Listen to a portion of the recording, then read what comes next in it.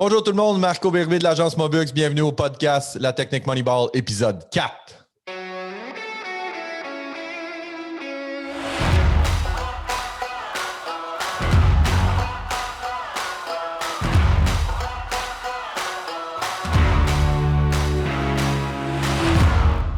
Salut tout le monde! Beaucoup trop intense. Je suis beaucoup trop motivé pour cette émission-là.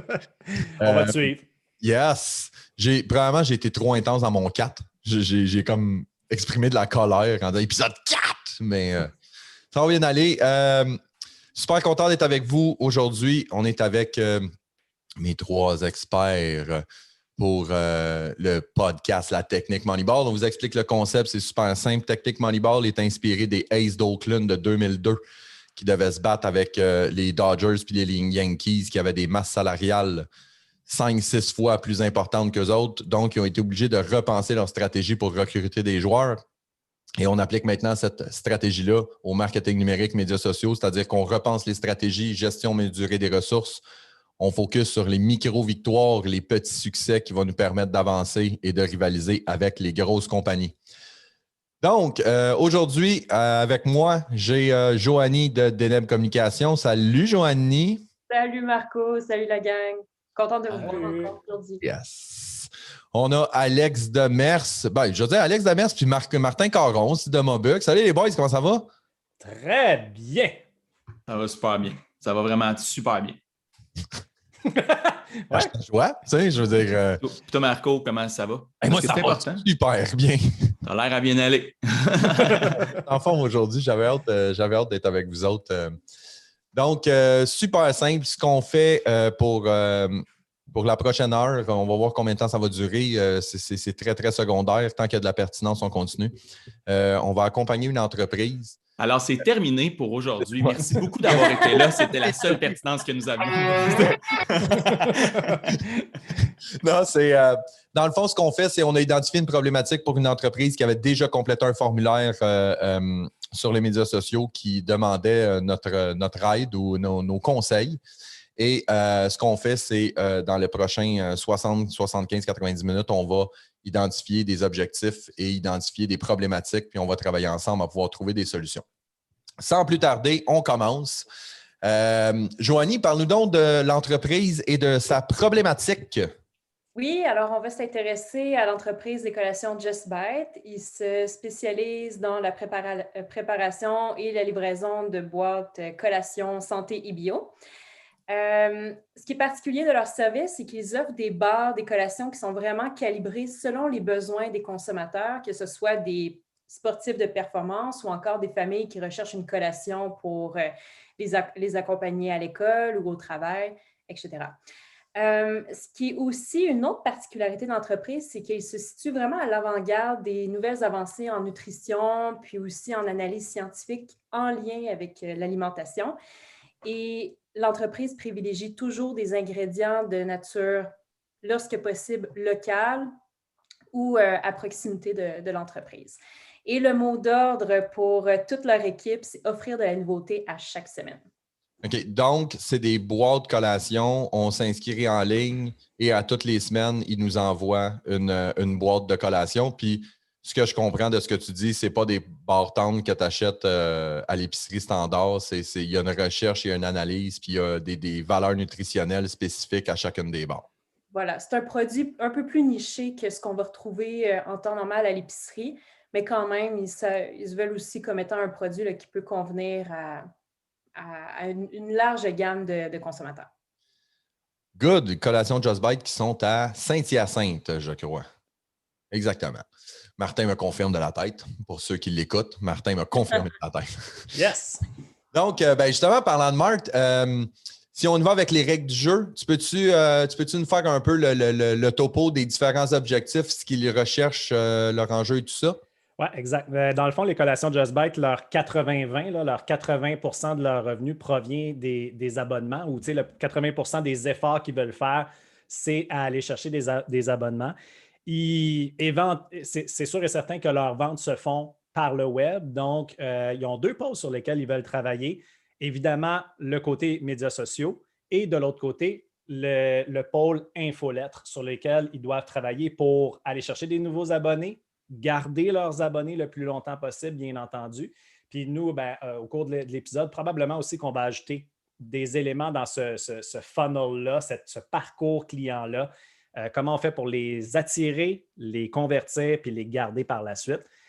Donc, ils nous ont approchés pour qu'on puisse leur donner des conseils sur ces deux pôles-là, puis on va aller un petit peu plus loin probablement sur d'autres pôles dans l'épisode. Impeccable.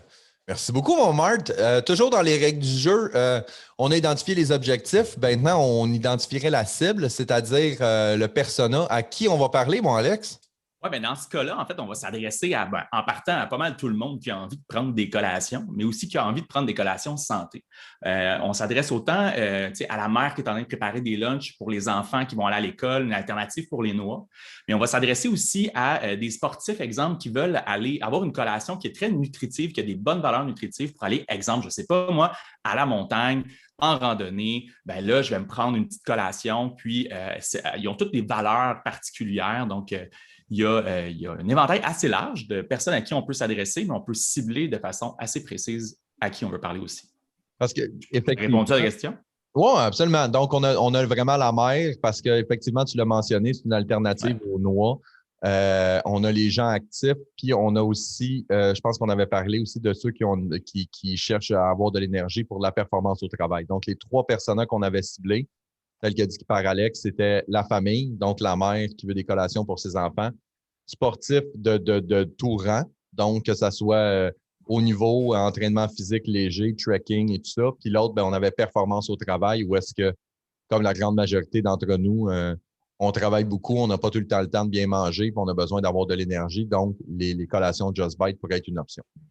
C'est important, ces personnes-là, les 3, parce qu'on va les réutiliser un petit peu plus tard dans la stratégie à différents niveaux. On va avoir l'occasion d'en reparler. Donc, premier constat suite à ça, parce que c'est important de comprendre à tout le monde que on ne part pas juste le live, puis on s'assoit, puis on jase et tout ça. On a déjà fait des réunions de travail avant pour s'assurer de vous donner un travail de qualité. Et Joanie, est-ce que tu veux nous faire part des premiers constats qu'on a faits? Oui, en fait, lorsque je me suis entretenue avec l'équipe des collations Just Bite, on me parlait d'un certain enjeu avec le code de couleur. Ce qui est particulier, c'est que sur le site web de l'entreprise, on peut découvrir 4 couleurs qui sont en lien avec des attributs du produit. Alors, on a par exemple récupération musculaire, énergie soutenue, force immunitaire et performance sportive. Alors, on comprend qu'une gamme est développée selon ces 4 types de barres-là, qui changent à toutes les semaines, soit dit en passant. Puis l'enjeu, c'est que pour les nouveaux utilisateurs, en fait, le principe des couleurs est plus ou moins bien compris. Puis, ce qu'on se rend compte finalement, parce qu'on souhaitait trouver des solutions pour pouvoir pallier cet enjeu-là, c'est qu'en communiquant selon les attributs du produit, ça devient un petit peu plus, ça complexifie un peu le message, puis ça devient un petit peu plus difficile de s'y repérer. Alors que si on avait des communications, que ce soit dans tout l'écosystème numérique, pas juste sur le site web, mais si on revoyait les communications pour les présenter par persona et plutôt que par attribut du produit, ça simplifierait beaucoup le message. Donc, première recommandation qu'on fait là, c'est de dire qu'au lieu d'y aller avec 4 boîtes de couleurs, on aurait 3 boîtes de couleurs qui seraient le sportif, performance au travail, la famille. Et là, les différents attributs vont se retrouver là-dedans. Fait que moi, j'arrive, je me connecte, puis je ne me pose pas la question, est-ce que c'est de la performance ou c'est de la récupération ou c'est de la ci ou c'est de la ça. Mais je fais comme, moi, je suis un travailleur, je n'ai pas tout le temps de bien manger. C'est sûr et certain, performance au travail, merci, bonsoir, c'est réglé, je commande ma boîte. Fait que l'enjeu de communication était là. Aussi, comme dans le temps, lorsqu'on allait magasiner des vêtements dans une boutique, la conseillère ou le conseiller nous voit, il apprend un peu sur nous, on équipe, et il va nous faire des propositions en fonction de nos besoins. C'est la même chose. Fait qu'on veut vraiment bien dessiner, brosser le portrait du consommateur et après, on lui recommande ce qui est le plus adapté pour lui. J'adore ta comparaison parce que sur le web, il n'y a justement pas de conseiller-conseillère. Donc, il faut que notre environnement soit bien organisé pour que la personne arrive sur le web, sur nos réseaux sociaux, puis sache s'identifier rapidement dans quelle case ils vont pour pouvoir entrer dans la bonne case. On doit le faire en l'absence de conseiller-conseillère. Venant d'un gars qui magasine du linge une fois de 5 ans, c'est vraiment un beau compliment. Merci. Anecdote, pour ceux qui ne le savent pas, Martin déteste profondément magasiner des vêtements. Il n'y va jamais. La dernière fois qu'il est allé magasiner, c'est moi qui l'ai emmené magasiner un complet pour moi. Puis il ne savait pas, on s'en allait dans un meeting. Puis j'ai dit, ah oui, il faut que j'arrête de magasiner. Puis il me regarde, puis il est comme, hey man, je ne vais même pas magasiner avec ma blonde. Moi, je m'habille chez Mobux, ceux qui voient. Tout mon linge provient de chez Mobux. D'ailleurs, pourrais-tu faire des sous-vêtements, Marco? Je commence à être à court. Fait que, un autre constat qu'on avait, qui était un de leurs objectifs, un de leurs enjeux, Joanie, c'était à propos des infolettes. Oui, c'est lié avec les infolettes, mais c'est plus en lien avec des désabonnements. Tu sais, des fois, il arrive des moments dans l'année, par exemple, remboursement des impôts pour ceux qui doivent rembourser de l'impôt, le temps des fêtes, où les finances sont un peu plus serrées. Bien là, on a comme des personnes qui vont se désabonner à nos envois, puis on ne sait pas à quel moment ils vont se réabonner à nos boîtes. Fait que ça, c'est tannant, pour être capable d'estimer combien de boîtes à prévoir sur une année. Alors, nous, on a aussi des solutions pour être en mesure de pallier des fois ces désabonnements qui pourraient arriver à certains moments dans l'année.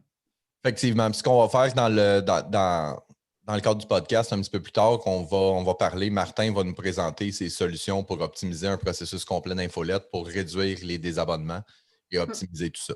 En fait, c'est que on regarde le problème semble provenir de l'infolette en tant que telle, mais ce qu'on va faire, c'est qu'on va prendre un pas de recul pour voir tout le processus pour que rendu à l'infolettre, il y ait de l'optimisation à faire, mais pas trop, parce qu'on va avoir tout optimisé le processus en amont. Donc, et pour ça, on va aller chercher des micro-victoires dans différents stades du parcours client. Puis on va commencer par le début, on va commencer avec les réseaux sociaux. Mais on y reviendra aux infolettres en tant que telles. Bien, merci de me passer la balle là-dessus. Mon Marc, effectivement, que lorsqu'on commence toute stratégie Moneyball, nous, on recommande toujours d'y aller avec des micro-victoires, donc des quick wins, de dire qu'est-ce que l'on peut faire concrètement. Je dis facilement en parenthèse, là, mais ce sont des actions qui sont courtes, rapides et efficaces qui peuvent nous amener des gains potentiels intéressants. Donc, si tu y vas, Alex, avec les micro-victoires qu'on pourrait recommander, tu veux-tu commencer avec ça? Ben oui, en fait, les micro-victoires, c'est sûr qu'en partant, on parle beaucoup de médias sociaux. C'est sûr que la création, il y a la création sur les médias sociaux pour bâtir cette communauté-là.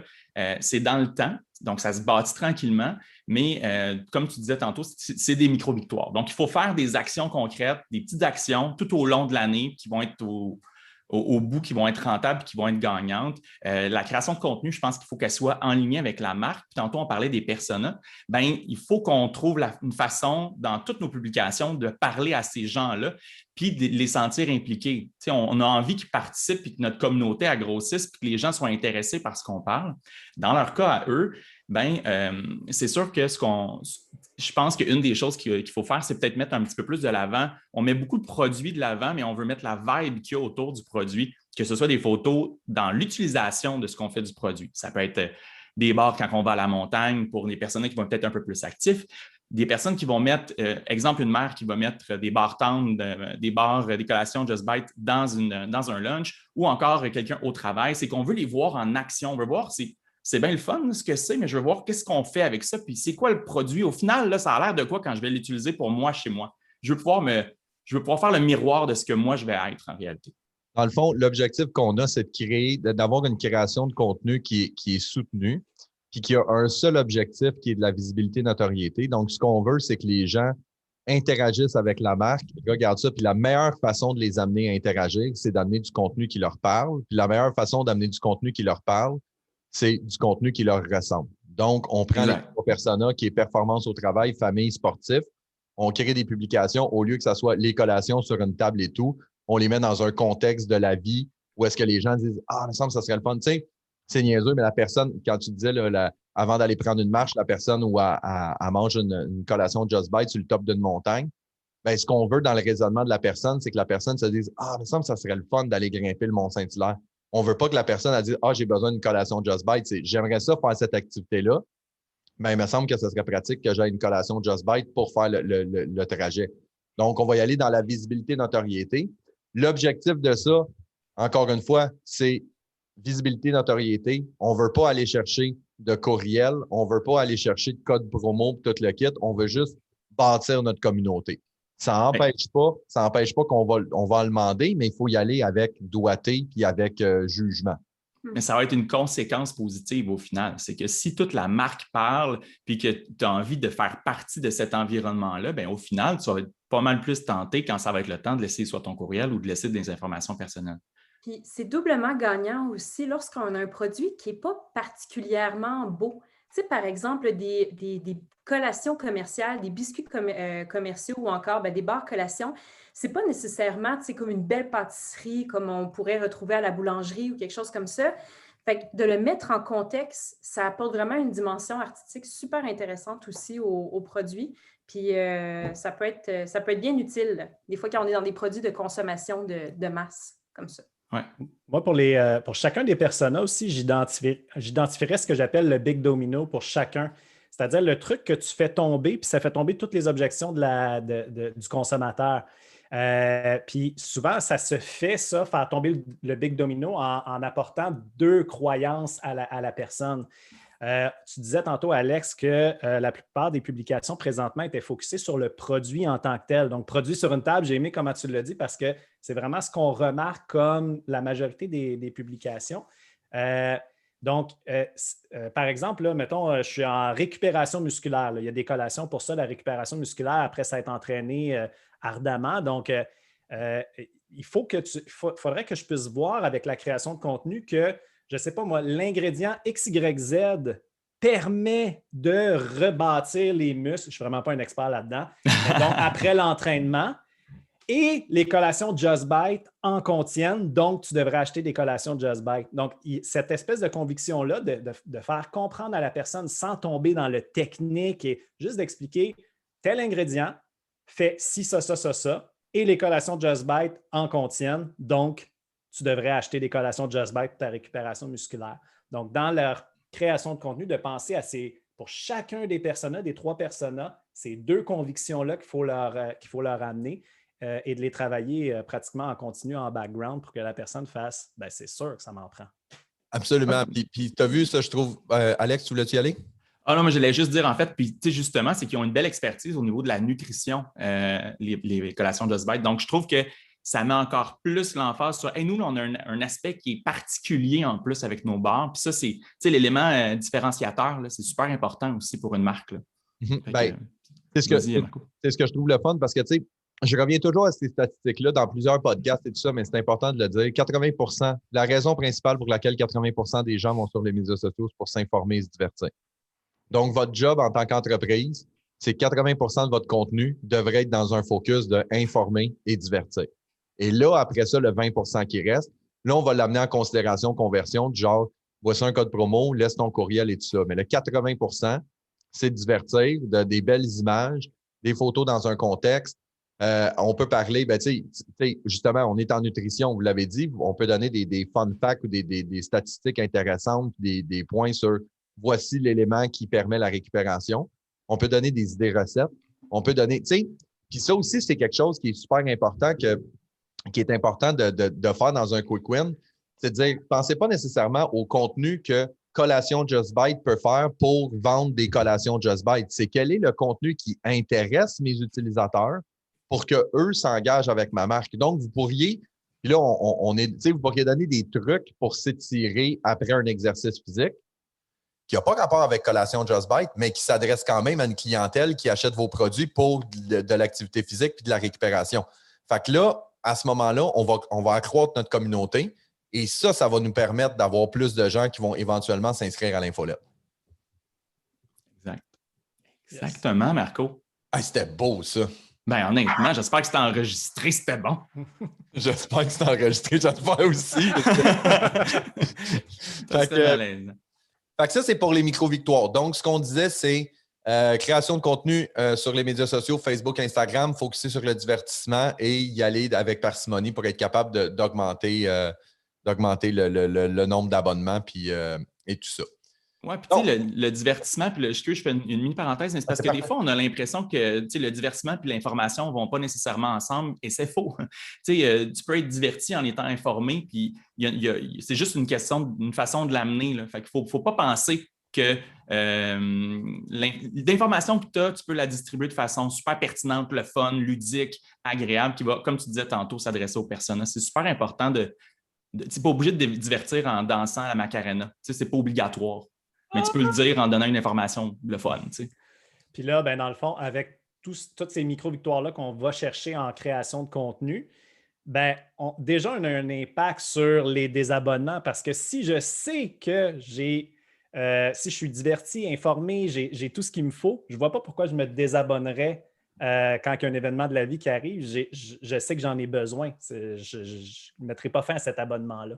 Ce qui revient à, je vais essayer de me souvenir, à l'épisode 2 du podcast où est-ce qu'on parlait avec des équipements off-the-grid, où est-ce qu'on parlait de se bâtir un écosystème de marque. Tout à fait. Où est-ce que plus tu es capable de sensibiliser ta gang puis de te bâtir une communauté, les gens appartiennent à ton brand et ils veulent pas nécessairement...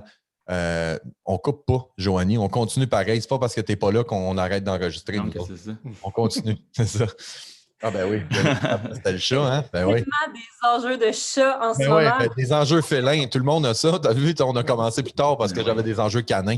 Fait que, non, mais tout ça pour dire que tu te bâtis une communauté, les gens, ils se relient à ta marque, donc tu vas avoir un taux de conversion qui va être plus élevé, puis tu vas avoir un taux de désabonnement qui va être moins élevé. Exact. J'ai une anecdote avec ça. Il y a une plateforme à laquelle je suis abonné. C'est une plateforme mensuelle aussi. Puis il y a quelqu'un dans la communauté qui disait « Hey, ça fait 1 an que je suis abonné à la plateforme et je ne l'ai jamais utilisée. Mais je continue à payer mon abonnement parce que la personne avait reçu le T-shirt officiel de la plateforme et il voulait pouvoir continuer à participer dans le groupe de la plateforme. Donc, pour lui, il dit « J'ai payé 1200 $ US dans la dernière année pour rester sur la plateforme. » Pour un T-shirt. Sans l'utiliser, mais juste pour faire partie de la communauté. Mais ça montre comment avoir une communauté forte permet d'avoir un taux de rétention plus élevé sur des abonnements comme ceux-là. Tu veux faire partie de la gang. C'était OnlyFans, hein, c'est ça? OnlyFans. Fait que ça, c'est allez voir, je pense que c'est le moment d'en parler. Allez voir le OnlyFans de Martin Caron. Exceptionnel. Vous allez voir, il y a toujours les mêmes vêtements. Puis Martin, bien évidemment, on en parle, je ne sais pas si on en parle plus loin, mais je veux le couvrir quand même maintenant. Le fait d'avoir une création de contenu qui est soutenue sur les médias sociaux, du contenu qui est engageant, c'est des gens qui interagissent avec notre page, donc des gens qui peuvent nous aider, qui bâtissent une belle audience, de gens qui ont interagi avec notre contenu dans les X derniers jours, qu'on pourrait ensuite recibler pour des abonnements à l'infolettre et tout ça. Fait que, ce que je veux dire par là, c'est qu'il faut arrêter de penser que publier du contenu qui est divertissant puis ludique, c'est pas payant. C'est payant à de multiples niveaux. Tu grandis ta communauté, tu grandis ton fanbase, tu te bâtis des audiences, quel terme je pourrais utiliser? Tu segmentes ou tu précises ton audience parce que ceux qui interagissent avec ta marque sont ceux qui vont s'abonner à l'infolette. Donc, il faut arrêter de penser que publier juste des posts en divertissement, ben, ça ne me donnera rien au final. C'est faux. Fait qu'il faut le faire de façon régulière et c'est facile à faire. C'est des micro-victoires qui sont très faciles à faire. Donc, merci pour ça, Alex. Donc, on tombe dans le... Alex, c'est comme... Hein? Oui. Oui, vous êtes là. Désolé, je jouais du ukulélé. Fait que maintenant, Play Ball, on commence avec on commence. Ça fait un bout qu'on a commencé, mais on y va dans le vif du sujet. Les infolettres. Donc, c'est un enjeu qu'ils ont. C'est un moteur de business important pour eux du fait qu'ils changent leurs recettes à toutes les semaines et qu'ils ont des abonnements mensuels. Ils roulent les infolettes. Ils ont besoin de rouler les infolettes et c'est ça qui leur permet de générer de la business. Donc, on l'avait parlé tantôt. Un de leurs enjeux, c'est qu'ils ont des abonnements ponctuels au gré des saisons. C'est l'été, les enfants ne vont pas à l'école. C'est la période des impôts. Il y a une pandémie mondiale. Il y a quelques facteurs comme ça, anodins, là, qui peuvent avoir un impact sur des désabonnements. Pandémie mondiale, c'est tellement tiré par les cheveux. Et eux, leur question, une de leurs questions quand on a fait l'entrevue avec eux, c'est comment je peux créer des campagnes pour, pendant ces périodes-là très précises de l'année où j'ai des désabonnements à mes boîtes mensuelles, comment créer des campagnes pour aller pallier à ça? Puis mon réflexe, là, sans entrer dans les détails, c'était de pas seulement pallier à ces moments-là où il y a des désabonnements, c'était d'avoir une campagne annuelle qui roule en continu pour que quand ces désabonnements-là arrivent, ils fassent moins mal. Puis combiné à notre création de contenu qu'on avait, que les gens n'ont pas le goût de se désabonner, on va chercher des nouveaux abonnés qui voient notre contenu et qui restent plus longtemps, donc que ça fasse moins mal. Donc, je ne viendrai pas mettre nécessairement un pansement sur ces moments ponctuels-là de l'année où on a des désabonnements. Je ferai en sorte que ces moments-là fassent moins mal parce qu'on a quelque chose, une campagne qui roule à l'année, campagne publicitaire qui incite à venir entrer dans cet abonnement-là mensuel pour amener des nouveaux clients. Et là, Donc, excuse-moi, et là, on revient à ce qu'on parlait des micro-victoires, de se bâtir une audience et de cibler tous les gens qui ont interagi avec la page dans les X derniers jours pourrait nous aider à accumuler des courriels à toutes les semaines de façon ongoing. Du fait que tu as une stratégie, tu as une pub qui roule pour te rentrer des infolettes, mais tu as une création de contenu soutenu qui est en arrière, tu as des infolettes qui rentrent ou tu aurais une autre audience à proposer? Ben, en fait, sans même parler d'audience, moi, je parlais plus de gens qui entrent dans les abonnements payants mensuels, là, qui reçoivent une boîte à la maison. Mais eux, par la suite, je les entretiens avec mon infolette. Fait que dans l'infolette, il y a bien sûr les gens qui sont membres en ce moment, on doit les entretenir pour qu'ils demeurent membres. J'aurais une autre segmentation de l'infolette, effectivement, comme tu parles, pour les gens qui ne sont pas encore membres, qui ne reçoivent pas la boîte mensuellement, mais à qui qu'on réchauffe finalement avec notre infolette envoyée à tel X temps. Puis on les amène à traverser du côté client. Ouais. Je pense que, Joanie, je vais juste avant de te laisser prendre la parole, je veux juste prendre 3 minutes pour expliquer aux gens un peu c'est quoi l'infolette. Tu sais, parce que je veux dire, on présume que tout le monde connaît c'est quoi et tout ça, là. Mais tu sais, une infolette, il y a plein d'outils. Tu as ActiveCampaign, tu as MailChimp, tu as il y en a un québécois, là, je ne me souviens plus comment il s'appelle, CyberImpact.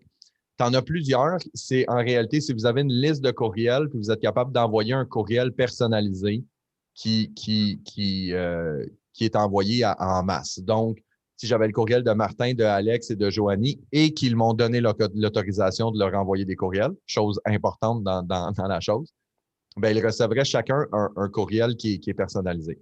C'est un outil qui est super le fun, super puissant, mais c'est un outil qui est très, très sous-utilisé. Du fait que, tu sais, on parle de mal utilisé. Il y a plein de petits trucs qu'on va couvrir ensemble. Puis la chose qui est très importante qu'on va couvrir, puis je pense que c'est important de vous le dire, c'est la segmentation. Vous avez l'opportunité dans vos infolettes de les segmenter, de dire, j'ai pas une infolette qui s'en va, je peux en avoir 3, 4 qui s'en vont à tel type de personnes différents. Fait que ça permet d'avoir des infolettes qui sont très, très personnalisées.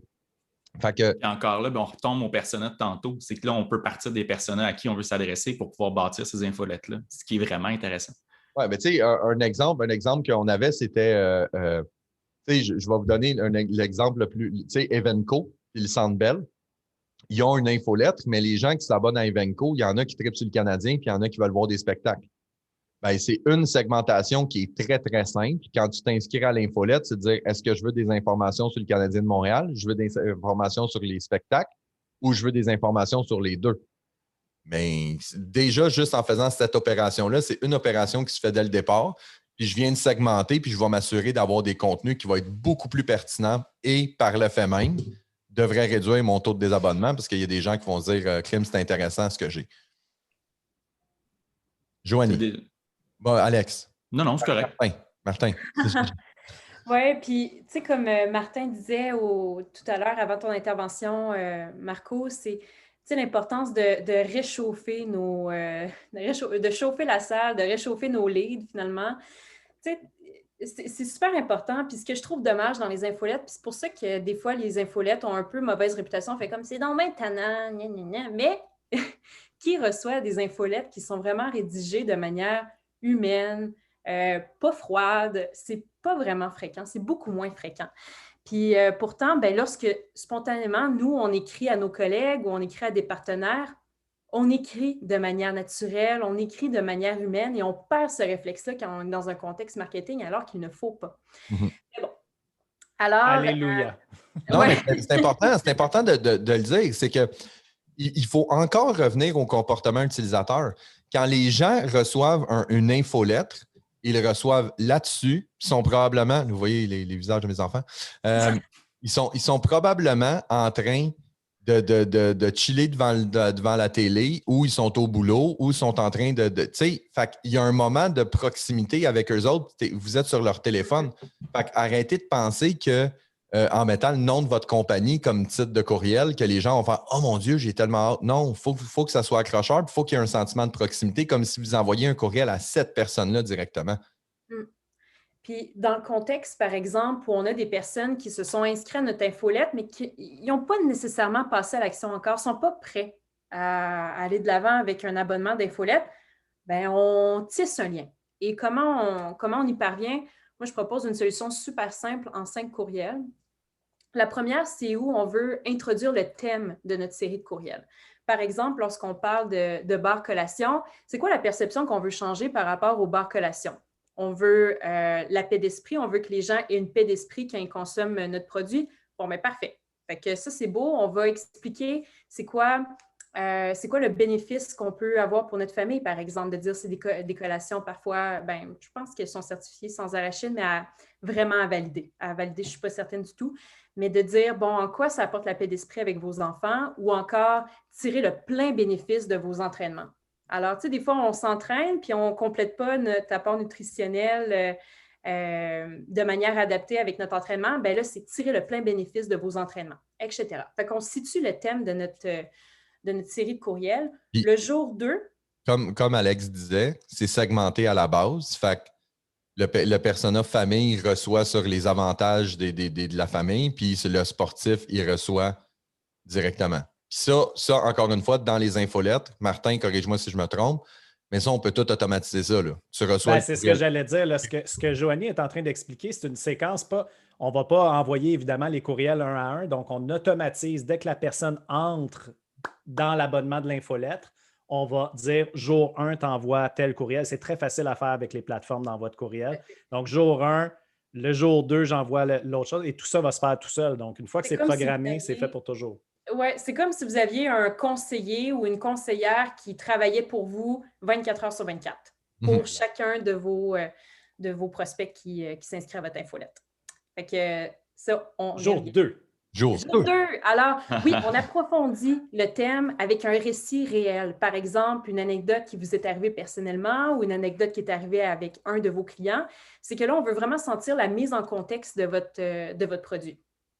On peut aussi donner des trucs. Par exemple, en lien avec l'entraînement, pour revenir à ça, bon, ben lorsque vous revenez d'un entraînement et que vous avez, je ne sais pas, vous avez une perte d'énergie, voici quoi faire. Fait qu'on donne des trucs concrets, puis là-dedans, pourrait s'insérer, par exemple, de prendre une barre collation.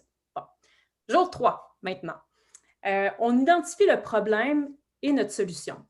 Alors, par exemple, lorsqu'on a des crampes pendant la course ou lorsqu'on a de la fatigue, comme je disais tantôt, les fringales avant les repas, bon, ben, on identifie c'est quoi le problème puis les solutions qu'on peut offrir grâce à notre produit puis à nos collations. Fait que jour 1, introduire le thème. Jour 2, approfondir le thème avec un récit réel. Et 3, identifier le problème avec la solution. Jour 4, maintenant. Démontrer la valeur de notre offre. Donc, ici, on ne parle pas juste des bénéfices de nos collations, on veut aussi raconter une histoire autour de nos bénéfices. Comment nos bars, collations ou notre produit améliorent concrètement la vie des gens. Et là, on va encore une fois citer des exemples, c'est encore plus concret. J'aime bien ajouter des bénéfices cachés aussi, des bénéfices auxquels les gens n'avaient pas pensé de prime abord. Donc, de prime abord, je mange une collation, j'ai faim. Mais d'aller chercher les bénéfices qu'on n'a pas vus. Exemple, c'est livré à ta porte, donc tu n'as pas besoin de sortir. Ton ravitaillement se fait à tous les mois, tu n'en manques jamais. Tu n'arrives pas à faire des lunchs un soir à 9 h, puis oups, les épiceries sont fermées, j'ai plus rien. Donc, juste tous les bénéfices cachés, qui semblent évidents pour nous, mais qu'en les mentionnant, les disant, ça ajoute de la valeur pour le client potentiel. Certainement. Et le jour 5, et là, on va créer un léger sentiment d'urgence pour vraiment amener les gens vers l'action. Par exemple, obtenir 2 boîtes au lieu d'une ou encore un rabais qui est valide seulement pendant 24 heures, quelque chose comme ça. Fait que là, on va vraiment faire un petit crochet, un hook pour que les gens passent à l'action. Fait que c'est une série de 5 courriels diffusés un jour après l'autre. Puis, c'est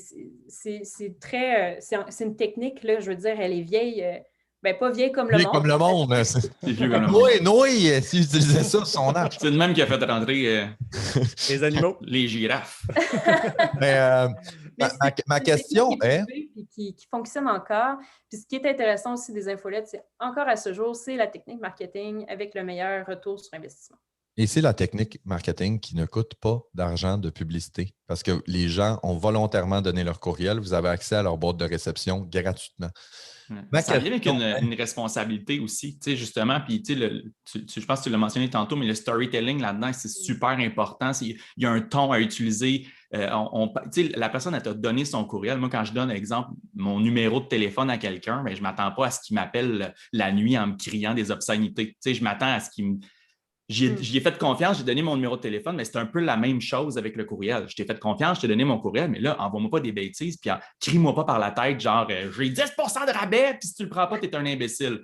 Ben là, ça se peut que je me désabonne. Ça ne m'intéresse plus. Puis, ça, il y a une chose. Vas-y, Joanie. Vas-y. Ouais, moi, un truc que je fais là, dans ma rédaction, là, c'est je me dis tout le temps, bon, là, si je me mets dans la tête du consommateur, c'est quoi la mise en contexte? Cette personne est intéressée par mon produit, elle vient de me laisser son courriel. Parfait. Sans nécessairement le dire, je commence mon courriel en disant vous vous êtes inscrit à notre infolette, merci beaucoup. Maintenant, je continue. Ça aide vraiment à changer le ton puis à vraiment avoir l'utilisateur en tête de dire là, il y en est où? Puis comment moi je peux l'aider là-dedans? Moi, c'est un truc pour vraiment me synchroniser avec. Te ramener dans le bon temps puis dans le bon. Synchroniser le message aussi avec les gens. J'aime ça. Puis ce qui est important aussi, c'est que vous devez comprendre que la séquence courriel du départ, c'est la plus importante. Votre premier courriel, c'est le plus important.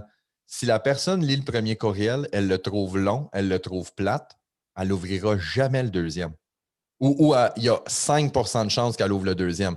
Cependant, votre premier courriel est intéressant, il est ludique, il est le fun, il y a de l'information. Ah, c'est le fun, j'ai trouvé ça cool. Bien, il y a beaucoup plus de chances que tu ouvres le deuxième, et ainsi de suite, et ainsi de suite. Fait qu'elle n'a pas banalisé, tu sais. Et pensez aussi, vous savez, là, les séries sur Netflix, l'épisode fini, puis on a le goût d'écouter le prochain, mais rédigez vos courriels de la même façon. Finissez vos courriels en donnant le goût à personne d'ouvrir celui du lendemain. Là, la personne ne peut pas binge lire vos courriels. Elle doit prochain courriel dans 5, 4. Bon, êtes-vous toujours là? Êtes-vous toujours là? Elle doit attendre le prochain courriel le lendemain. Donc, mais donnez-leur le goût d'être là au prochain courriel puis de l'ouvrir. Question qu'on me pose souvent en coaching. Jour 1, 2, 3, 4, 5, est-ce que c'est une formule obligatoire de dire jour 1, jour 2 ou ça peut être jour 1, je laisse passer 2, 3 jours, j'envoie le deuxième, 2, 3 jours? Ça dépend souvent du temps que ça prend à prendre des décisions pour l'achat d'un produit. Okay. Fait que, acheter une maison, acheter une voiture, acheter une paire de bas, ce n'est pas le même temps de réflexion. Donc, vous pouvez ajuster. Puis, Joanie, tu pourras renchérir, là, mais vous pouvez ajuster ce délai-là. Puis, tantôt, Alex disait, ça vient avec une responsabilité. J'ai acheté un livre il y a peut-être 1 an. J'ai reçu 7 courriels en 6 heures de l'auteur du livre. J'ai juste je me suis désabonné tout de suite, puis ça m'a enlevé le goût de lire le livre. Fait que il faut faire attention aussi à ça, la fréquence à laquelle on écrit à nos abonnés. Lorsque c'est des produits plus chers, par exemple des formations à 1 000 $, notre séquence courriel va plus être répartie sur 1 mois plutôt que sur un court laps de temps. Parce que là, on comprend que c'est une décision qui est plus réfléchie que d'acheter des barres collations. Fait que oui, ça varie, tout à fait. OK. Donc, très intéressant. Merci beaucoup, Joanie. Est-ce qu'on a d'autres recommandations on en avait déjà parlé tantôt? S'assurer que le destinataire, donc celui qui envoie, est un humain. Parler au jeu, donc. Parler au jeu, que ça soit la directrice du marketing ou la propriétaire ou la chargée de compte ou whatever, trouver quelqu'un puis que les gens reçoivent un courriel avec un prénom. Signer le courriel avec une photo. Absolument, parce qu'on revient encore que les gens vont le regarder sur leur téléphone. S'ils voient que c'est écrit en gros « les collations Just Bite », très forte chance qu'ils pensent que c'est de la promotion puis de la vente, fait qu'ils peuvent skipper. Donc, ça, c'est une chose. Ah oui, puis empêchez-vous pas d'envoyer des courriels si vous n'avez pas de gabarit d'infolettes. Tu sais, rappelez-vous là, que lorsqu'on envoie des infolettes là, à des gens autour de nous, ceux qu'on lit, là, c'est juste du texte. Il y a notre signature électronique, il y a juste du texte. Ça fonctionne. Puis c'est pas parce qu'on est une entreprise, c'est pas parce qu'on est une marque que cette formule-là ne fonctionne pas non plus. Alors, c'est bien d'avoir un gabarit parce que ça crée une identité distincte, ça permet aussi de faire vivre notre univers de marque, c'est génial. Mais c'est pas une raison de ne pas se mettre dans l'action et de ne pas le faire. Ça peut très bien fonctionner même si on n'a pas de gabarit. Ben même, je vais aller plus loin que ça. Prioriser le texte. Tu sais, c'est de passer 2 heures à travailler sur un visuel HTML que vous allez mettre sur votre infolettre et tout ça, puis les gens ne sont pas dans cet état d'esprit-là. Tu leur envoies un courriel. Ils préfèrent avoir du texte, ils peuvent lire et tout ça, c'est facile. Encore une fois, téléphone, comportement utilisateur. Tu envoies une super de belle image, ils voient ça sur leur téléphone. L'image est trop lourde. Tu sais, des fois aussi, ça arrive. Là, on sur ça ton infolette, puis ça prend 3 minutes à loader, là, parce que mon Internet n'est pas tout le temps super rapide. Là, mais c'est trop long à loader, ça load, si tu croches trop tard. Je ne le lis pas. Ou tu as juste le carré de l'image, mais rien dedans, puis qui est comme pesé pour télécharger l'image. C'est comme, oublie ça, tu viens de perdre l'expérience utilisateur. Aucun intérêt. Gardez ça simple, personnalisé. Ouais, entre le courriel, text only qui viendrait d'un ami ou de la famille, puis le email catalogue que j'appelle, il y a un juste milieu qui est intéressant à aller travailler avec du texte, agrémenté de quelques photos visuelles, mais en gardant ça très, très, très personnalisé, comme on a dit. Vous allez avoir une formule qui est gagnante puis qui se distingue de ce qu'on reçoit dans nos courriels quand on s'abonne à des infolettes, qu'on reçoit finalement des magazines. C'est l'équivalent de ce qu'on recevait, les circulaires à la maison.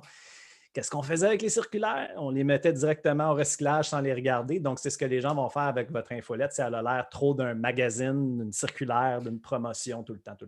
Je les garde pour mes fonds de compost. C'est tellement brillant. C'est super beau ce que tu dis. Impeccable. Donc là, on a fait la séquence de 1, 2, 3, 4, 5 jours de courriel pour pouvoir développer la relation et tout ça. Puis bien évidemment, lorsqu'on les amène au jour 5, créer un sentiment d'urgence, 2 pour 1, promotion et tout ça, là, on veut les amener dans le processus de let's go, clique sur le lien suivant, viens sur la page d'achat et commets-toi à acheter. Ce qui nous amenait à la page de vente où est-ce que Martin, tu avais certaines recommandations pour la page de vente. Oui, tout à fait. En fait, la page d'abonnement présentement sur le site Web, ma critique constructive serait de dire qu'elle est beaucoup bâtie comme étant une page de e-commerce. En fait, c'est ça. Donc, on a les différents abonnements, on a les photos de chacun des abonnements qui sont disponibles avec le code de couleur dont on a parlé au tout début.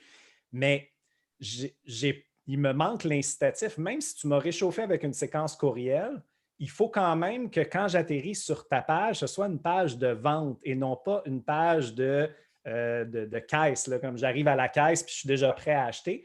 Il faut quand même que tu me répètes un peu les éléments. Ça ne veut pas dire que j'ai lu tous tes courriels. Ça ne veut pas dire que je les ai tous ouverts. J'ai peut-être ouvert le premier puis le 5e. Donc, il faut que tu reprennes le processus de vente sur ta page de vente. Et donc là, je créerai probablement pour chacun des personas, donc question de segmenter nos personnes, une page de vente par persona qui va venir dire, par exemple, c'est quoi mes incitatifs? Y a-t-il des gens qui sont des clients puis qui ont fait des témoignages intéressants? Ramener mes 2 convictions que je dois apporter pour faire tomber le big domino pour chacun. Si je peux convaincre la maman pressée que les collations Just Bite font en sorte que tu n'en manques jamais puis tu as toujours pour tes lunchs et que Just Bite est livré à ta porte, la maman pressée va... le papa aussi, il y en a qui font des lunchs, hein, Alex? Oui, s'il te plaît, si on peut le mentionner. Mais bref, le parent pressé. Et donc, on convainc cette personne-là avec une page de vente où on a plusieurs appels à l'action. Quand la personne est déjà convaincue, elle peut cliquer rapidement pour passer au panier puis passer à l'achat. Mais si elle n'est pas convaincue tout de suite, on prend le temps de l'amener, de la prendre par la main, comme un conseillère ferait en magasin, puis dirait, regardez, tel tissu, tel vêtement, telle confection, pourquoi c'est bon, Donc, on convainc la personne. Je trouvais que c'est ce qui manquait. C'est un bon morceau qui manque. Et là, je m'en vais toujours à la fin, des abonnements ponctuels qu'on ne veut pas avoir. Si j'ai une page de vente qui m'a bien convaincu puis que j'ai acheté le produit en toute connaissance de cause, j'ai une chance de moins ou une raison de moins de me désabonner à un moment donné quand j'étais bien convaincu au niveau de la vente au départ. Ouais, puis c'est le temps de faire ton résumé aussi, là, tes caractéristiques, tes avantages, tes bénéfices. C'est le bon moment pour le faire. Là. On fait un résumé de tout ça, puis je te dis, je te mets tout d'en face, là, les raisons pour lesquelles il faut que tu l'achètes. Puis j'aime beaucoup ce que tu dis, Martin, c'est tellement ça, c'est qu'en plus, par persona, on peut faire une page de vente et ça, c'est trippant parce que tu as envie d'acheter quand ça te ressemble, quand c'est toi. On revient encore avec les personas, mais c'est super important. C'est beau ce que vous dites. Ça m'a donné plein d'émotions. C'est un peu ce on revenait avec le parallèle là, du magasin de vêtements. Là. Ouais. C'était OK, tu m'as montré des vêtements et tout le kit, ben là, je veux les essayer. C'est un peu ça ton landing page, là, c'est de dire montre-moi, ça va avoir l'air de quoi sur moi, puis je les achèterai. Fais pas juste me les prendre pliés, puis les amener à la caisse, puis dire tu veux-tu payer? C'est comme wow, il y a un processus entre les deux, là, tu sais. Exact. Mais ces magasins-là sont brandés aussi, puis les employés ils portent le linge de ces, magasins-là. Ou tu veux dire, si je vais au sale, ben ils vont tous être habillés en sale, puis ça va être des gens qui vont me ressembler, puis ça va être des gens, parce que moi, je rentre là, je fais comme, hey, ça, c'est mon univers. Ben, c'est la même chose, mais en numérique. C'est le même procédé, c'est le même sentiment qu'on veut donner. C'est la même chose. Excellent. Fait que ça, c'est pour l'optimisation de la page de vente pour l'abonnement. Ça, c'est une chose. Donc, création de 5 jours de courriel, courriel par jour pendant 5 jours, ce qui nous amène au landing page. On a un landing page par persona avec les avantages, les témoignages, le ci, le ça pour que les gens s'abonnent. Okay. Une garantie, une inversion de risque reversal pour les inciter à aller à l'action, plusieurs appels à l'action, puis on passe au panier. Impeccable. Donc, sur cette page de vente-là, excuse-moi, mais justement, tantôt, on parlait pour que ça ressemble, il faut que ça te ressemble. Mais tu sais, même au niveau de l'image, là, on peut mettre une photo, exemple, maman qui fait des lunchs, une photo d'une maman qui prend le produit et qui le met dans un lunch. Tu sais, d'avoir le miroir de soi-même, là, ça en vaut vraiment la peine. Et vu que de toute façon, on fait des pages de vente qui sont séparées par persona, ça nous permet de le faire. C'était juste. Et là, ce qu'on fait, c'est qu'on utilise des visuels qui sont similaires et qui respectent la ligne éditoriale des quick wins et des micro-victoires de ce qu'on a fait sur les médias sociaux. Question que la personne nous a rencontré, nous a vu sur les médias sociaux, elle a vu notre contenu, elle a déjà une vibe qu'elle connaît. Et lorsqu'elle se retrouve sur le landing page, elle n'est pas désemparée que c'est 2 couleurs, puis 2 images, puis 2 looks complètement différents. C'est une continuité, tout ça. Ouais. Je me permets une déduction. Okay? Puis Martin, puis Joanie, Alex, corrigez-moi si je me trompe. Est-ce que c'est possible de penser qu'avec une stratégie comme ça, on aurait peut-être moins un taux de conversion qui serait peut-être plus bas des gens qui vont s'abonner, mais on aurait un taux de désabonnement qui serait plus bas aussi? Ce que je veux dire par là, c'est qu'il y a un processus de réflexion qui est plus complet avant de m'abonner parce que je vois, tu sais, j'ai eu tous les courriels, j'ai passé le processus. Je suis allé sur l'abonnement et tout ça. Donc, j'ai passé 6 étapes. La journée que je m'abonne, je sais pourquoi je m'abonne puis j'ai l'intention de rester. Donc, je ne me désabonnerai pas dans 1 mois ou 2. Il y a deux facteurs, puis on en parle souvent dans les épisodes du podcast. Il y a le coût d'acquisition de ton client et sa valeur à vie. Fait que si je te dis que ton coût d'acquisition va être plus haut pour aller chercher ton client ou ça va prendre plus de temps à aller chercher ton client, mais qui va rester 3 ans au lieu de 6 mois, vas-tu prendre le pari de payer un peu plus cher ou d'attendre un peu plus longtemps? Je pense que oui, parce que le retour sur investissement rapide, il est intéressant, mais si je fais juste retrouver mon argent que j'ai investi pour aller chercher ce client-là très rapidement, mais qu'après ça, il se désabonne, je n'ai pas fait d'argent au final. Absolument. Donc, c'est les deux facteurs à aller chercher, puis à calculer, puis à connaître pour l'entreprise. Dans le fond, ce qu'on dit, c'est on aime mieux, puis là, si je vais sortir des chiffres, là, on aime mieux avoir 150 personnes qui s'abonnent, puis 20 qui se désabonnent, que d'en avoir 200 qui s'abonnent, puis 100 qui se désabonnent. Exact. Parce qu'au final, au net, on est quand même dans le négatif, puis il y a un coût d'acquisition, effectivement, qu'on a mieux aller sur une qualité de client, puis ça, c'est une stratégie qui pourrait fonctionner. Il n'y a pas de solution miracle là, pour augmenter la qualité de client, là, c'est nourrir la relation. Il n'y a pas d'autre solution. Impeccable. Mais on va quand même arriver au fait qu'il y en a qui vont se désabonner. Je veux dire, il n'y a pas de solution miracle. Fait que c'est sûr qu'il va en avoir et tout ça. Mais on en a parlé et tout, puis on a ironisé avec ça. On a dit, ben, s'ils se désabonnent, que ce soit moins payant pour nous autres. Puis Alex, veux-tu nous en parler un peu de...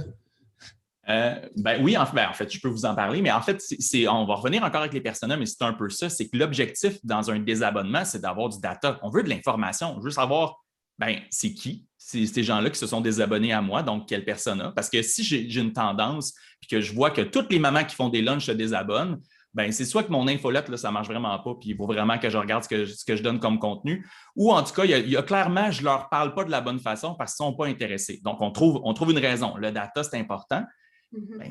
C'est là après ça qu'on va pouvoir bâtir, puis peut-être se réorienter ou peut-être constater que, hey, c'est du quoi finalement? Moi, je pensais que je parlais à ces gens-là, mais finalement, là, ça ne les intéresse pas. Les sportifs, finalement, ils n'en veulent pas. OK, ça se peut, c'est possible. On peut se tromper aussi quand on choisit notre persona à la base. Là. C'est possible. Oui, c'est ça, c'est ce qu'on a dit. Il n'y a pas de solution miracle, puis il n'y a pas de solution parfaite. Fait que dans le fond, Alex, ce que tu dis, c'est la personne se désabonne. Mais là, tu veux savoir, t'es qui? Pourquoi tu te désabonnes? Ouais. Peux-tu nous donner de l'info? Fait que, comme tu dis, peut-être qu'on n'a pas bien ciblé le persona, on n'a pas les bons piliers de contenu. Peut-être que notre fréquence de courriel, elle est trop fréquente ou elle est trop rapide.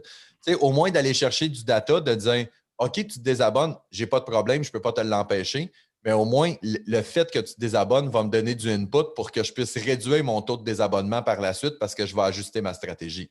Prendre le temps de se poser les questions, justement. C'est le bon moment pour ça. Là, on est drôle parce qu'on est tous en marketing numérique puis on s'est tous posé des questions sur le message.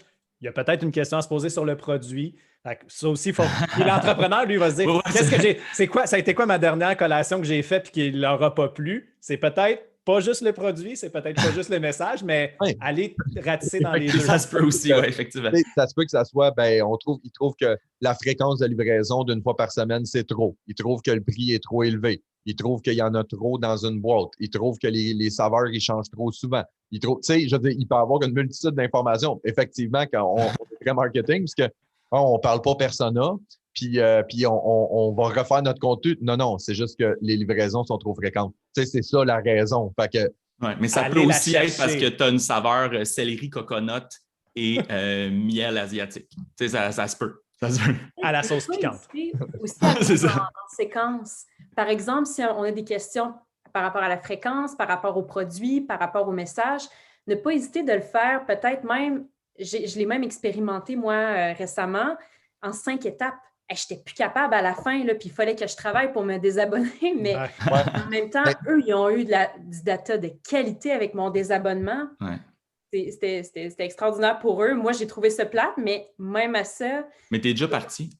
Je suis partie, mais en même temps, mon opinion d'entreprise n'a pas changé. Non, c'est ça. Pour vrai? Ils m'ont posé ces questions-là. Moi, t'as-tu vu? Moi,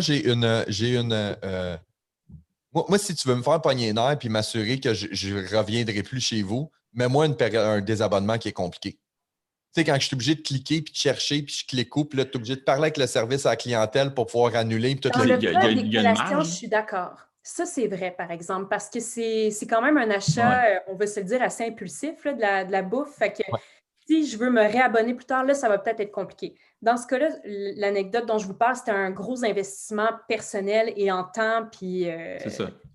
Ils ont besoin d'avoir du temps. Dans le cas des collations, je suis d'accord, Marco. Mais une chose. Tu peux quand même poser une question. Là. Tu peux quand même aller chercher quelque chose de pertinent pareil. Une question, ça ne va pas briser. Tu peux te faire un one-pager. Avec 3-4 questions. Là. Vous êtes. À quel groupe vous identifiez, vous, le mieux? Famille, performance au travail ou sportif? Tu cliques là-dessus. Pourquoi est-ce que vous vous désabonnez? Vous pouvez en cocher plus qu'une. Puis là, c'est de dire, je trouve pas ça intéressant, fréquence. Puis là, les gens, ils cliquent. Tu vas récolter du data avec ça, t'en as assez. Là.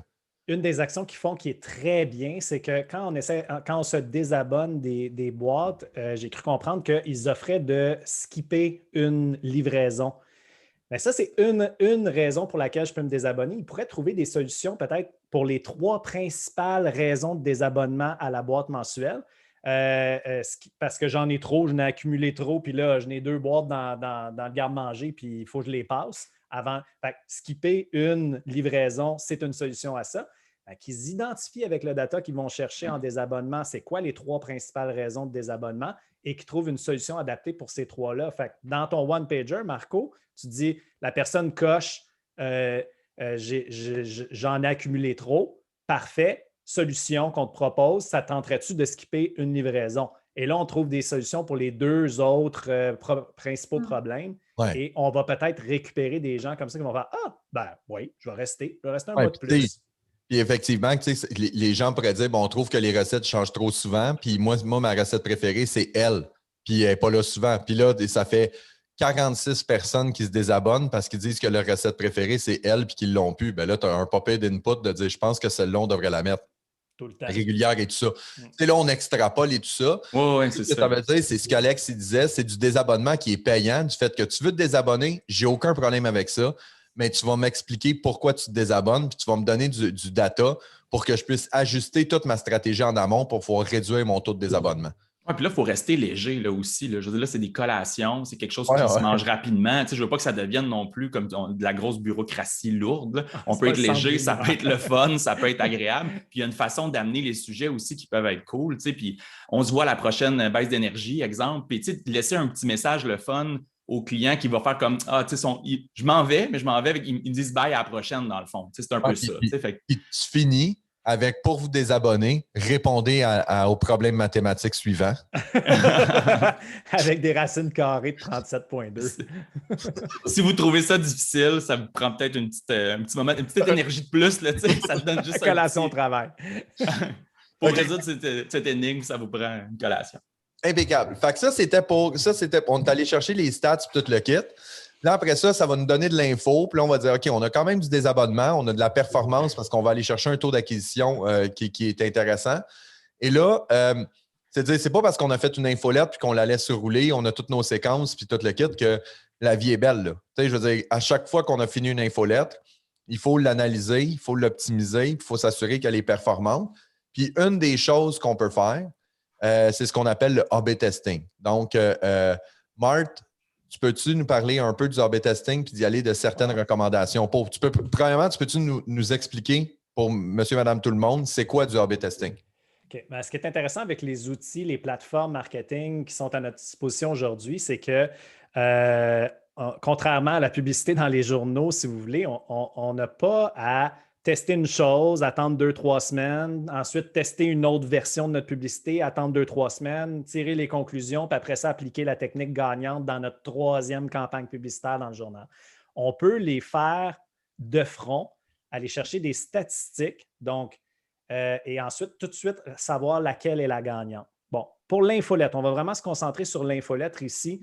Je dirais que le facteur sur lequel on va se pencher le plus pour l'infolette, c'est le taux d'ouverture, okay? Le taux d'ouverture de nos courriels. À la fois dans la séquence automatisée dont Joanie a parlé tantôt, que dans nos envois mensuels, une fois que la personne a passé à travers les 5 envois automatisés, elle va tomber dans notre liste courriel ou à qui on envoie notre infolette mensuelle.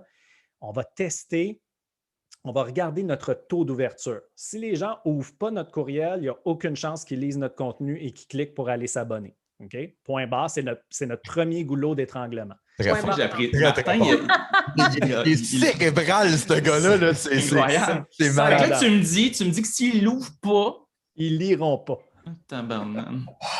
Vous ne pourrez pas dire que vous apprenez rien au podcast. Et comment on fait pour que les gens ouvrent les courriels? Le plus gros levier des 3 leviers, c'est le sujet du courriel. OK? Donc, tantôt, on disait qu'il fallait qu'on ait un envoi de courriel qui est personnalisé. En plus de ça, on doit avoir un sujet de courriel qui fait en sorte que ça suscite la curiosité, ça ouvre une boucle dans la tête du lecteur, puis il faut absolument que j'ouvre ce courriel-là.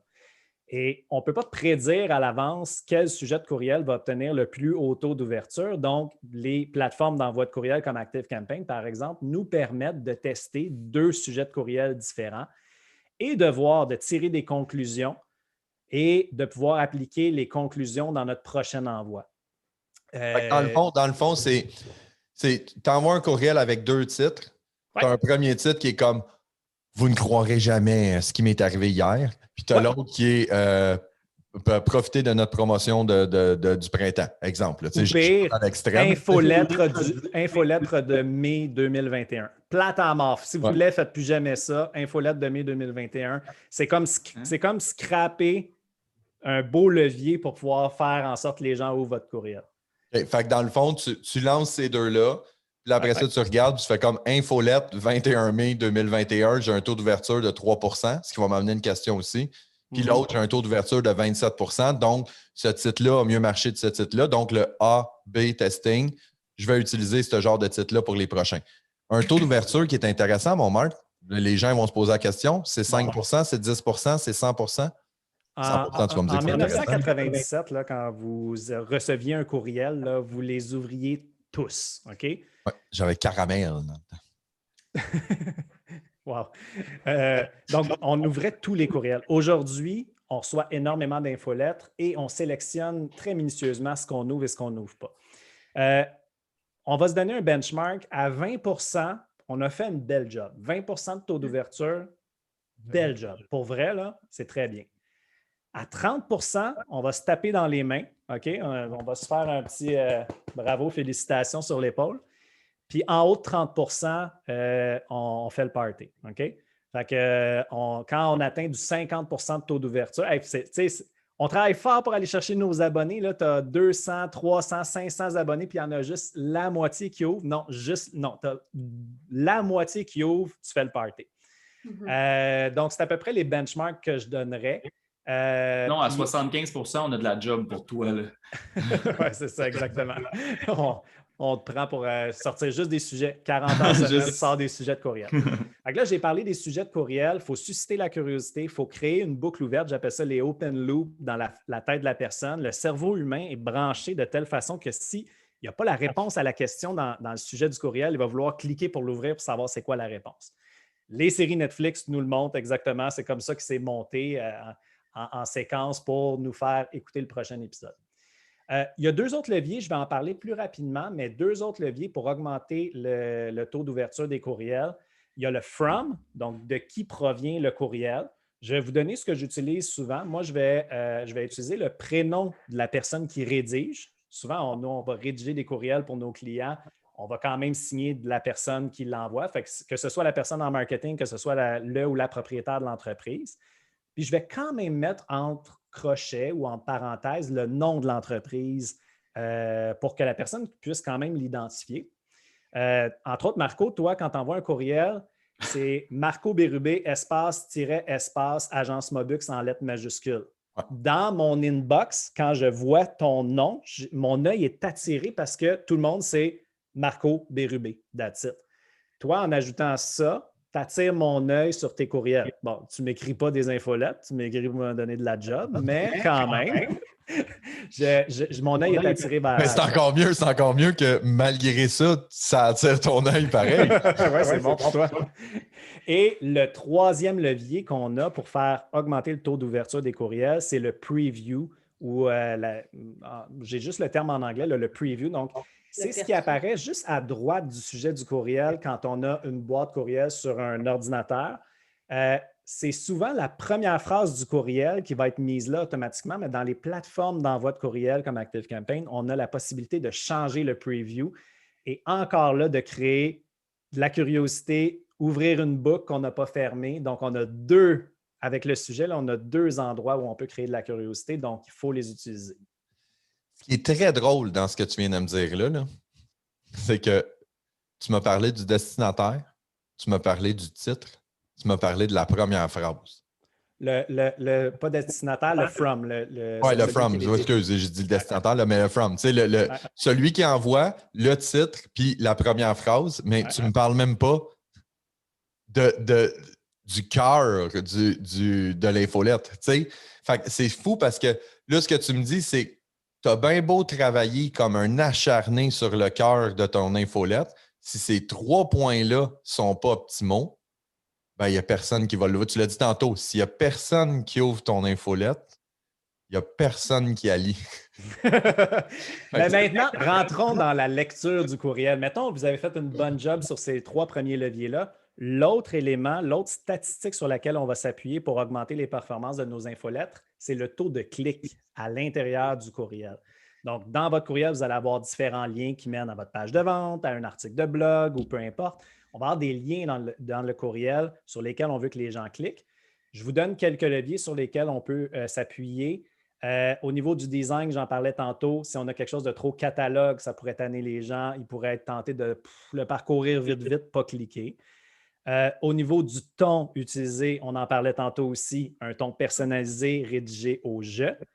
Mais si je vais vraiment dans la rédaction du courriel, des petits trucs au niveau de la mise en forme, on privilégie des paragraphes très, très courts. Donc, vraiment, là, des paragraphes souvent d'une seule phrase pour bien espacer. Si je reçois un courriel de la part de n'importe qui, puis c'est un gros bloc de texte écrit petit, les gens vont se décourager puis ils n'auront pas le goût de vous lire. Ils vont passer à autre chose. Donc, des paragraphes très courts, bien aérés, 2 sauts de ligne même entre chaque paragraphe. Et même, je vais venir souligner les mots importants dans chaque paragraphe avec des caractères gras pour que la personne puisse lire en diagonale puis comprendre très, très bien mon courriel. Fait que ça, c'est ce que je vais suggérer aux gens, c'est que vous pouvez aller sur www.latechniquemoneyball.com pour vous inscrire à notre infolette où est-ce qu'on va envoyer le business case de ce qu'on est en train de faire là. Et vous allez voir tout ce que Martin est en train de dire là. Normalement, vous devriez le retrouver dans cette infolette.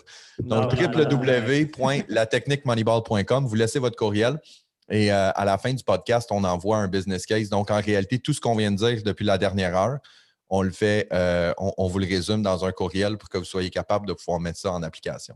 Et je vous le dis, ces business cases-là, ces courriels-là sont un peu plus longs que normal, mais on envoie le business case, mais vous pouvez aller plus court que ce que vous allez recevoir là-dedans. Et dernier élément, ce n'est pas tout le monde qui clique au même endroit dans un courriel. Il y en a qui aiment cliquer sur des boutons, il y en a qui aiment cliquer dans le texte sur un hyperlien. Donnez beaucoup d'occasions à la personne de cliquer. Il y en a qui cliquent sur des images. Mettez votre lien à plusieurs endroits. Puis même souvent, je vois des marketeurs qui utilisent, mettons, ils vont mettre le lien dans le texte du courriel pour en savoir plus, cliquez ici. Puis sur une ligne à part, ils vont réécrire « Cliquez pour obtenir votre business case » en grosses lettres avec un autre lien. Puis ils vont même rajouter un bouton un peu plus loin « Business case » ici, quelque chose comme ça. Donc, on donne plusieurs occasions à la personne de cliquer. Si on lui donne juste une occasion de cliquer puis que cette occasion-là est à la toute fin du courriel, si j'ai quelqu'un qui ne lit pas le courriel au complet, une autre vérité de la palisse, la personne ne cliquera pas. C'est tout. Ouais, absolument. Voilà.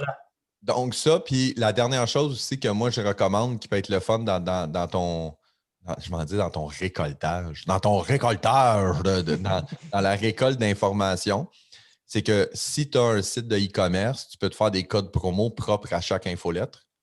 Exemple, si tu veux faire la promotion d'un produit ou un rabais ou quoi que ce soit, tu fais un code promo par infolette, puis après ça, tu es capable de mettre la rentabilité de chaque infolette, de dire ce code promo-là est relié à telle infolette qui m'a généré 14 ventes, 22 abonnements et tout ça. Fait que là, tu es capable de sortir des chiffres. Exact. OK. Tabarnouche, c'était costaud, hein? Il n'y a pas eu trop de niaisage là-dedans. Non, puis là, je sais qu'il y en a qui vont se dire « OK, mais là, tu me disais tantôt, abonne-toi à la technique Moneyball, puis tout le résumé va être là. » Puis il y en a qui vont se dire « Donc, j'ai-tu écouté ce podcast-là pour rien? J'aurais pu juste avoir le résumé. » Eh bien, non, parce que dans le résumé, il n'y aura pas cette excellente blague. Que fait une vache quand elle a les yeux fermés? Elle fabrique du lait concentré. Tu sais, ça ne sera pas dans l'infolette. Donc, message à notre rédactrice, ça, mets-le pas. Cependant, on pourrait facilement inviter les gens à écouter le podcast pour entendre la blague à Alex. On vient d'ouvrir une boucle dans le cerveau des gens. Mais tu sais, on rigole avec ça, mais vous voyez quand même un peu le processus de... Faut pas que ça soit... Tu sais, ça n'a pas besoin d'être compliqué. C'est des humains qui transmettent des informations à d'autres humains. Donc... je pense que ça a pas mal fait le tour, guys, de ce qu'on a fait. Si moi, j'ai mon recap ici. Je ne sais pas, Joanie, tu voulais-tu faire le recap ou tu veux que je prenne ça en main? Je te laisse aller, Marco. OK. Bon, c'est relativement simple. Ce qu'on a fait, puis corrigez-moi si je me trompe, si j'ai oublié quelque chose. Première chose qu'on a identifiée, c'est clarifier 3 personas. Donc, on va commencer la base. On va travailler avec 3 personas qui vont être les sportifs, les mamans à la maison et les professionnels. Deuxièmement, micro-victoire, on fait de la création de contenu ludique, informative, divertissante qui s'adresse aux 3 personas de façon continue sur nos médias sociaux. Ensuite de ça, on fait une campagne d'infolettres en continu pour s'assurer qu'on a toujours des nouveaux abonnements qui roulent à l'année. On n'attend pas d'avoir une période de désabonnement pour pouvoir activer ça. Ça roule à l'année tout le temps. Il y a du monde qui rentre. Ensuite de ça, lorsqu'ils s'inscrivent, séquence courriel, 5 jours, 5 sujets, où est-ce qu'on les amène tranquillement, pas vite, à une page de destination. Page de destination personnalisée avec les avantages des témoignages et une page de destination par persona, donc 3 pages de destination. On s'assure d'avoir une procédure en place pour les désabonnements afin de les rendre payants en statistique. Et on s'assure de faire du A/B testing sur nos envois courriels pour voir qu'est-ce qui marche pas pour pouvoir l'optimiser, pour avoir un coût d'acquisition qui va être le plus bas possible, puis un taux de désabonnement qui va être le plus bas possible. Ça fait-tu du sens comme résumé? J'ai-tu oublié quelque chose? Énormément de sens. Puis tout ça fait en sorte qu'on va avoir une culture de gens à l'intérieur, une communauté hyper engagée qui va faire boule de neige, qui va en parler à d'autres, une communauté, j'en parlais à un client ce matin en coaching, une communauté qui va te défendre à ta place ou qui va vanter ton produit à ta place sur les réseaux sociaux, puis on n'aura même pas besoin d'intervenir. Des gens qui vont te taguer dans des recommandations, dans des posts et tout ça. Et vous savez, ce qui est super intéressant, parce qu'on a fait quelque chose, on a fait un écart de conduite dans ce podcast-là. Quand on a fait les premiers, on avait toujours défini un budget. Pour les collations Just Bite, on n'a pas parlé de budget parce que tout ce qu'on vient de dire là, il n'y en a pas d'argent là. Tu fais de la création de contenu organique. Tu peux mettre du boosting post, ce qu'on va recommander, mais qui n'est pas obligatoire. On parle de quelques centaines de dollars ou quelques milliers de dollars par année. Puis ta séquence courriel, c'est gratos. C'est du temps, c'est des heures de création et tout ça. Fait qu'on parle là, je veux dire, vous pourriez mettre cette stratégie-là en place pour moins de 5 000 $ par année. Ça vous permet de générer des clients et de les garder. Vous allez avoir du temps à mettre, du temps, de l'énergie, comme dit Alex, du jus de bras. Mais au niveau argent, on ne parle pas d'une campagne, on ne parle pas d'une stratégie à 100 000 $ là. Du tout. Non, puis ça vaut vraiment la peine de prendre encore là, les personas, mais aussi toute la création de contenu, puis de la redécliner, de la transformer. Parce que comme le disait Antoine Lavoisier, rien ne se perd, rien ne se crée, tout se transforme. C'est la même chose pour la création de contenu. Mais le pire, c'est que je trouve ça absurde ce que tu dis, mais tu as absolument raison. C'est-à-dire que ce que tu vas créer dans ton infolette peut t'aider à créer du contenu sur ta page et vice-versa. Tes vidéos que tu vas faire sur ta page, tu peux les réutiliser dans tes infolettes. Il y a énormément de contenu. On le dit toujours, arrêtez de créer du contenu, assemblez du contenu qui va vous permettre d'atteindre votre objectif. Donc, Joanie, Alex, Martin, merci beaucoup pour votre présence. Merci, messieurs. C'est tout pour nous. C'était chargé en contenu, mais très pertinent. Je pense que ça va être très utile. Absolument. Pour tous les gens qui veulent avoir le business case, www.latechniquemoneyball.com. C'était le podcast La Technique Moneyball, épisode 4.